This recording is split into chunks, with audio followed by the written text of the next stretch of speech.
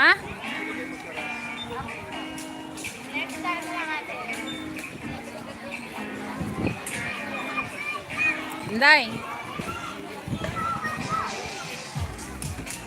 Wait lang.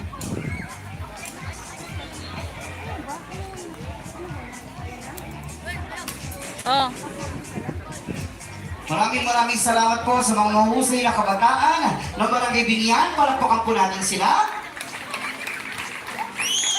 And to give us the opening message, palakpakan po natin Homeowners Association President of San Jose Village 2, Ma'am Teresa Martinez.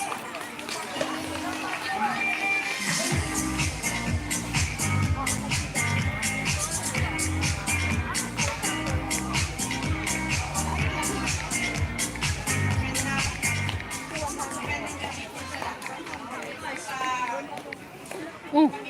Tawag ka pa. Kaya kainin mo yung ano. Ayan o. Yung ano. Yung naka sa baso. Bilang isang ina at wala na rin, naiintindihan ko po ang challenges na hinaharap ng isang babae para mag-maintain ang kanyang kagandahan. Napakalaki po ng pagbabago sa katawan ng babae. Ang dinadala ng pagdadalang tao, panganganak, pag-aalaga, pamilya, pagpapatapos sa mga anak, at kahit sa mga lola minsan nabibigyan ng additional responsibility na kailangan natin.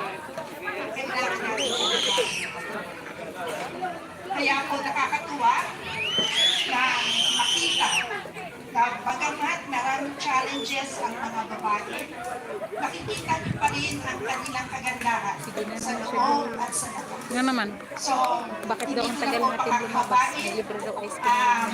Ngayon pa Bili lang, tayo ice cream mamaya. congratulations na po sa lahat ng mga gandang nanay at gandang lola. Panalo na po kayong lahat. Maraming salamat. Bilisan mo yan. Hawakan mo to. Bakit?